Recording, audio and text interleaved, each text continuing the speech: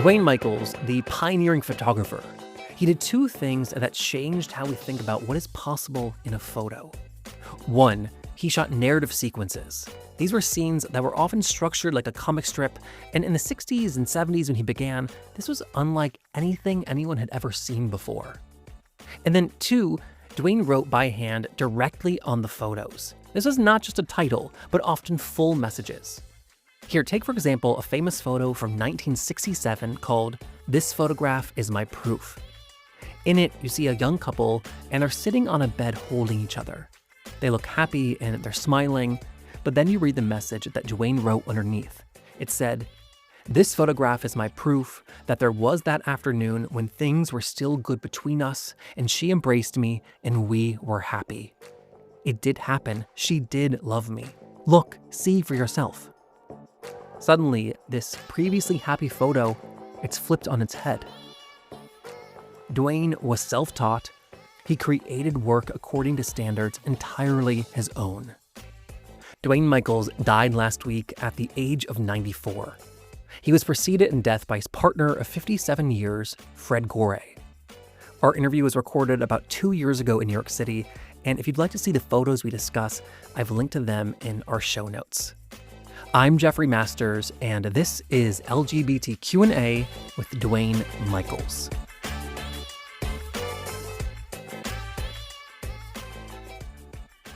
If I start to snore, wake me up. I sure will. Okay. So you started taking pictures in your 20s. You're 26, yes. I believe? I was 28 when I first went to Russia. Right, and that's where you started taking pictures. But cameras back then were not as ubiquitous as they are today. No. So I was wondering, where did you get a camera and what made you want to pick it up? Well, I always liked the idea of having adventures. And when I lived in McKeesport and I was a boy, I used to love to read stories about pirates and South Seas. I always identified with the cabin boy, not knowing why. So I had a lot of adventures. When I was 14, I went to Texas to work on the wheat crop, which was a total disaster, but an adventure. And then being a second lieutenant in tanks during the Korean War was a big adventure. And, I was destined to come to New York. McKeesport was not an option. Even Pittsburgh wasn't an option. I had an aesthetic itch. I didn't know where to scratch. And so that's how I came to New York. And I went to Parsons for a year. I dropped out. And when I decided to go to Russia, taking a trip. So I borrowed my friend Tom Lacey's Argus C3, no light meter.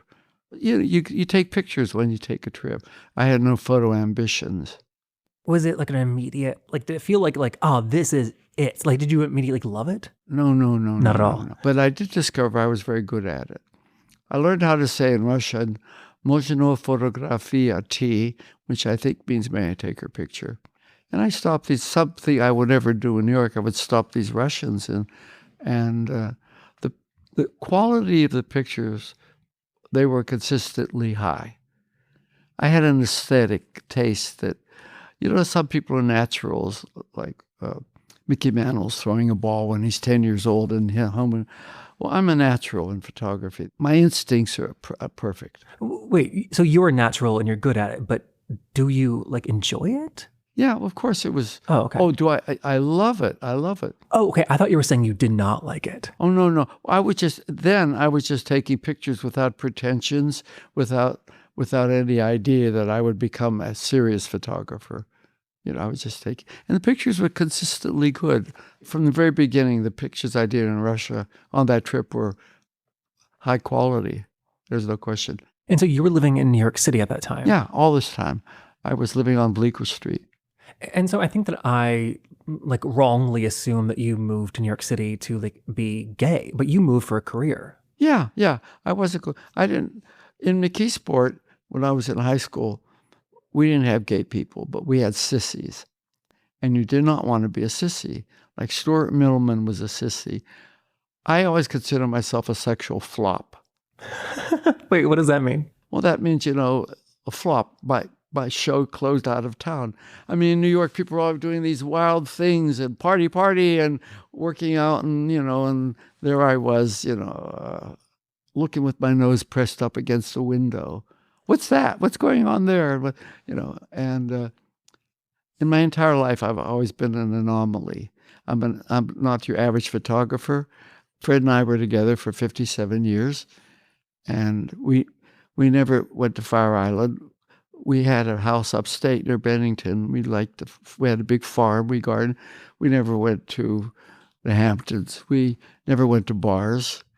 We wanted to watch our garden grow. Of course, I'm gay. I love being gay, but we weren't. I'm not of the Maplethorpe school of giddy. Pictures of guys with whips up their ass and leather and Like overt. oh yeah, like explicit. He made a whole career out of being professionally gay, and he was the one who they closed the museum show of his in Cincinnati, and it became a cause celeb. We just never particularly traveled in gay company. We didn't go to bars, as I said. We didn't go to dances. We lived our own life, and you were happy doing that. Yes. You were not. I don't want to put words in your mouth, but you were not like a typical gay man. Is that okay to say? Okay. Yeah. Whatever. What do you mean by typical? Well, I don't think I'd think that anything is typical, but I'm thinking you were saying like you're not the Fire Island types. You're not going to the bars or like Studio 54. Yeah. But I do think that looking at your work, looking at your photographs, you've never shied away from like queerness or sexuality and desire. No, I never have, and I'm always been upfront about it.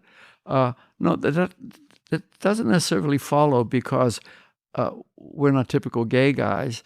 That we're not gay. I mean, it's yeah, and I hope you don't think I'm implying that. Not at all. But I was just never professionally gay.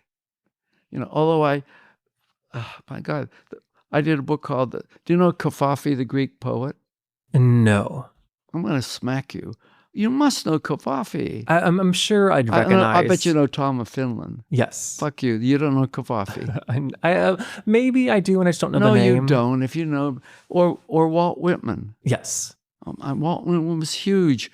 I got very much involved in Walt Whitman. I did 2 books on Kafafi and 1 book on Walt Whitman.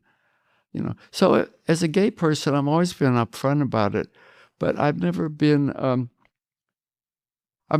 professionally gay. But you were putting like gay sexuality in your work before queerness was like accepted broadly. It was always there, yeah. So was there any pushback for it? No, I was always amazed. I didn't get any reaction. I didn't get labeled or anything right away because I did lots and lots of different things, and being gay was just part of what I did, Like when did the famous pictures, Chance Encounters? Chance Meeting.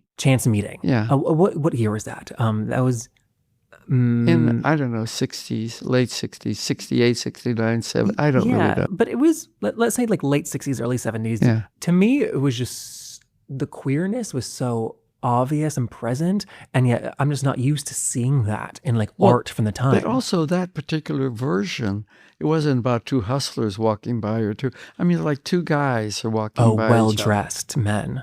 2 men. Yeah. And if you're gay, that wasn't on the table. But in those days, you knew that was one of the interpretations. It's a cruise. But it's also about 2 people recognizing each other, but too late. The moment had passed. And you're not only interested in male sexuality. It could have been 2 women. Yeah, women are all in your work too. Yeah, yeah, absolutely. I'm an equal opportunity expressionist. I'm talking to somebody about doing another book, and they said, what do you want to do? And I thought, well, I'd like to do a book called The Expressionist, because it's not about photography. It's not about I write, I photograph, I paint. I do all kinds. That's my sculpture. Really? Yeah. I do all kinds of things. So I don't label myself. But so it's how well do you express yourself? And here's the important ingredient I have. I have a huge curiosity.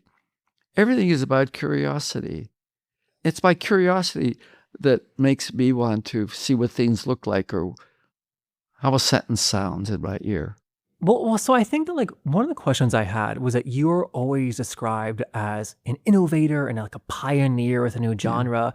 But, and correct me if I'm wrong, my understanding of your photography is that you are simply making art that you liked. Oh, shut up. No art. No? What should I call it?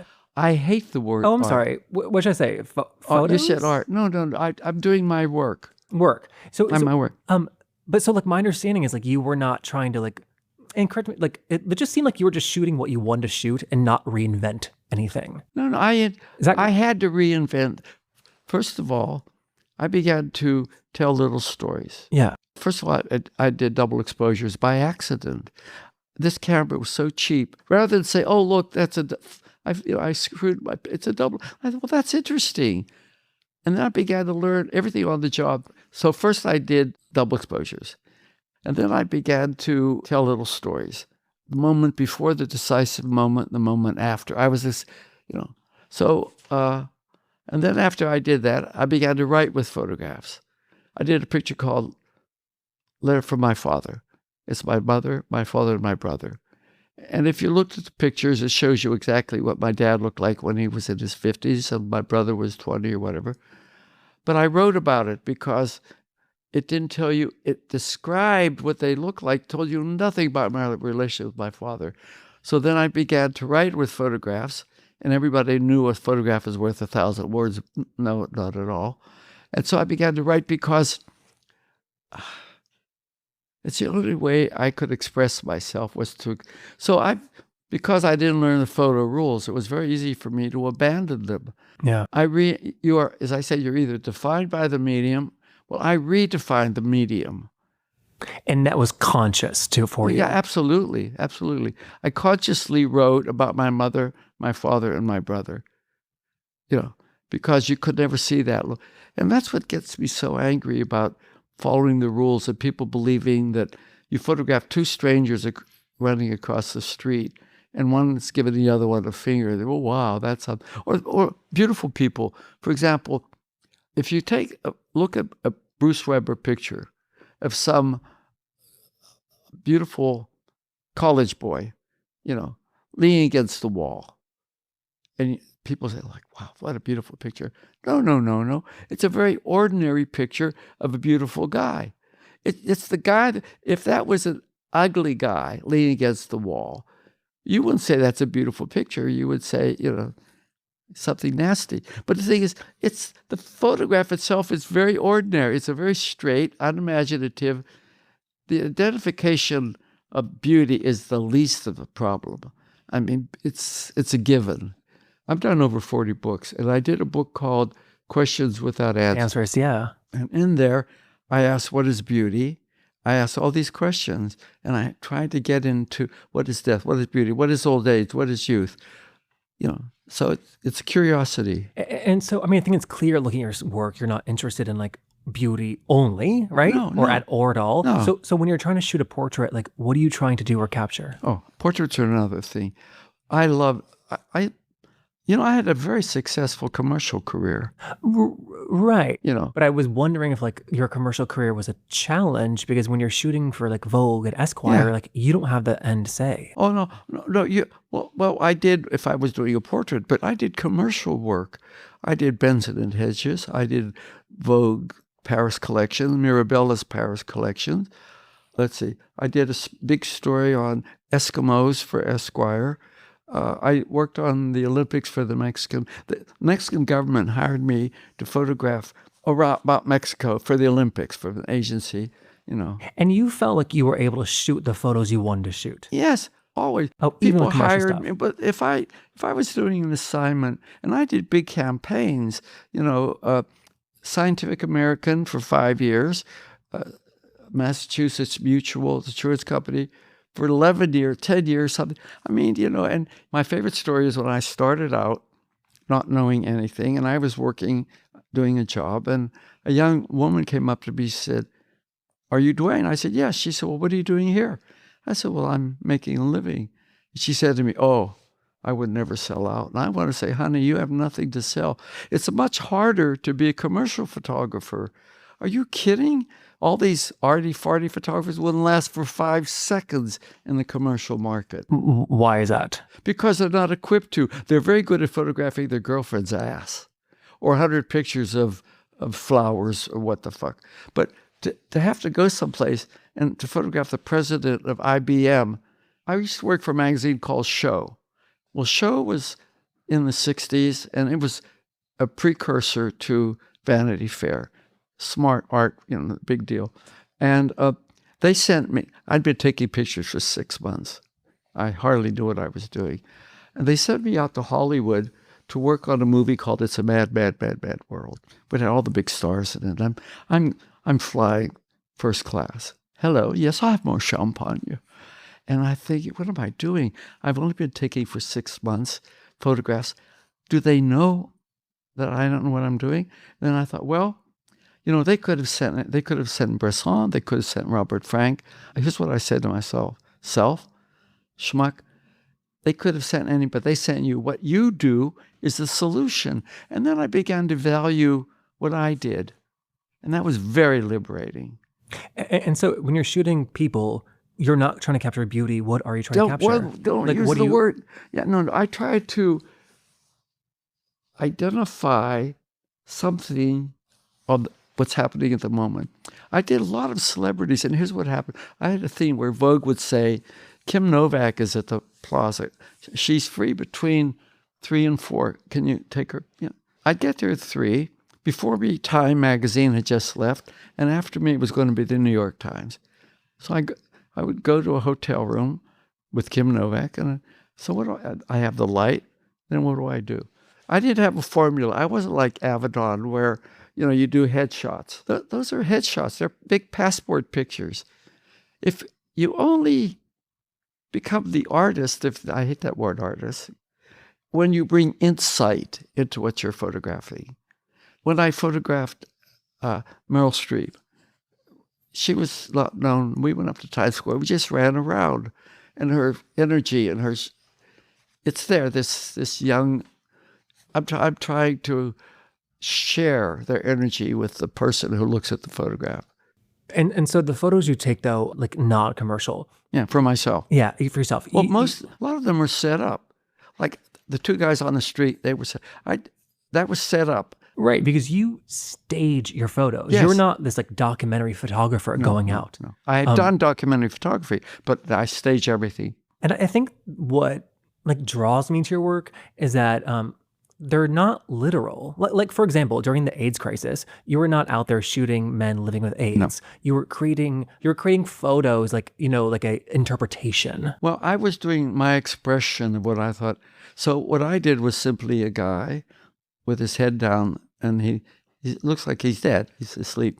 And I began to cover his face in flowers until he's completely covered in flowers.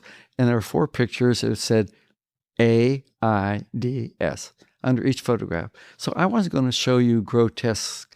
I wanted to show you sympathy. I wanted to show you sadness. And going back to what you said earlier about like you and your partner Fred like not being a part of like the Hell's Kitchen gay world. No. Like AIDS, I guess, was unavoidable though, right? Well, yeah, but we only knew 3 friends who had AIDS. I have friends who knew 20 people that had AIDS. 3 is almost unbelievable. 3. And 2 of them were lovers. Wow. Yeah. I mean, it's just a fact. What about like you were in New York City during like when the Stonewall uprising happened? Like, did that make an impact on you at all? Yeah. Really? Well, we lived down the street. We lived on 9th Street between 5th and 6th, and this was around the corner. Yeah, I thought it was terrific. I was very much for gay people. Did you ever see a picture I did called The Unfortunate Man? It's a picture of a guy, a naked man. His back is toward the camera. He's leaning against the wall like this. And he's got men's boots on his head. And then the text said, the unfortunate man could not touch the one he loved. It had been declared illegal by the law. Slowly, his hands became toes, and he began to wear shoes, boots on his hands to disguise his shame. It never occurred to him to break the law. Think about it. Gay guys pretending that they're straight or getting married and all that kind, they have to break the law. So I would never show guys with signs, but I would show you the nature. And I did my Kofafi. The Kofafi book was called Homage to Kofafi. There's a picture in there of an older man reading the palm of a young man. And it's in a room filled with debris. And that's the picture. But the text said he could see quite clearly in his hand that there would be a terrible tragedy. But I couldn't tell him that. And so I lied. You've got to separate the nature of something from what it looks like. And the text, writing on photos helps with that. Oh, absolutely. I'm an expressionist. Text has always been with a photograph. You'll see a picture of Trump hopefully falling down the flight of steps, and underneath it'll say, Trump falls down the flight of steps and breaks his neck on January 3rd in Washington. The text, the writing tells you what you see. But what I write about is what you cannot see. I augment the photograph. Where the photograph fails, they fail all the time. So I write to tell you, to expand my ability to communicate something. How often are you like workshopping the text? Like, do you ever write something and say, like, that's not correct? Like, read to it? Are you kidding? I have page. I've got tons of. Here, hold on. Yeah. I don't know how many of the I have. They're everywhere. This is one that just finished. Oh my God. So just pages and pages of writing. So are you're like figuring out what the text should be and how it should look? It looks like. Well, no, I think. Oh, here's what there. But I mean, I've got at least 20 of these. I write more than I take pictures. Really? Yeah, I work things out. I love language. I did, make movies too. Have you seen any movies? Yeah. Oh. And also, you moving into movies makes total sense, and since you've been like directing scenes in your photos for years. Oh, I've always said it's the next logical step. I've done about 40 movies. What made you move into film? Because I've realized you could make films. I'm not. To me, the key word is expression. Now, when I think, here I am who knew nothing about photography, and I did all these things with the camera, and now all people in my generation, they're either dead or they're taking the same fucking picture. And what I've done in making the films, it completely liberated me, with the computer. We could do all kinds of things. So it completely liberated me. Are you doing films more than photography now? Yes. Oh, absolutely. Totally. Yeah. And I love it. And I think that's why I'm so lived, is because I have a lot of energy. And my energy is I never needed anybody to give me assignment. It's always been my curiosity. With your work, you've, it sounds dumb to say, but you've always been like asking big questions. You had that book, Questions Without Answers. Yeah. Like, what are the big questions you're like tackling now? What is life? It's the same question. The same question. Because it never have any answers. What is life? What is death? What is the universe? What is happiness? So those questions have not changed as you've entered your 90s? No, not at all. Really? Yeah, because in fact, I've always been aware of death, always. My second book was Journey Spirit After Death. I've done Death Comes the Old Lady, Spirit Leaves the Body. I've done so many variations on it, but it's very much tied into my meditating too. I meditated for 8 years. And then I recently did mushrooms, but I had a terrible trip. Terrible. And I think it's because it was a big downer. I was lonesome. I was melancholy. And somebody said it's probably because I tapped into my grief for Fred. Fred was sick for 7 years. He had Alzheimer's and Parkinson. I would never send Fred to a place. I don't care what it cost. And so I think I tapped into my grief, Before that experience, would you have said that you were still grieving for him? Oh yeah, the grief never goes away. I have to be very careful so I don't indulge myself. There are certain things that set it off, certain things. He died in 2017? Yeah. Can I ask, what has been most surprising about grief for you? Oh, the depth of it. To the depth that you were involved with somebody that's to the same depth that, if it had just been fleeing or something, we spent 57 years together, and we evolved in our relationship too, which is really great. And of course, I mean, to that depth, it's if I permit myself, I get carried away. Let me know if it's too much, but I just was wondering, like 57 years of somebody, is that luck or do you have like a trick? No, Is there no, like no, you have to work at it. You don't work at luck. But I'm very lucky. I'm extreme. As a matter of fact, I'm a little bit, do you believe in luck? I have some days, yeah, some days no. Well, I think we make our own luck. Luck to me is seizing the moment. I always say I shoot first and ask questions later. People are afraid to fail. That's why they don't risk anything. You will grow more from your failures than you will grow from your success. You will get trapped into a success. But if you're smart, you'll learn from your failure. And you feel like you never got trapped in your success? No. Really? No. It's very interesting. Now I begin to see my history. And by my standard, I've been very successful. I've been successful as a commercial photographer. I've done, like 4 Life covers. I did a Synchronicity album for Police and all that stuff, and Carly Simon, and but I never noticed it. But now that I'm ancient, I'm noticing it. That must feel good. It's nice. It's realize nice. It's it. comforting. I could have failed just as well, Yeah. but I did it on my own terms.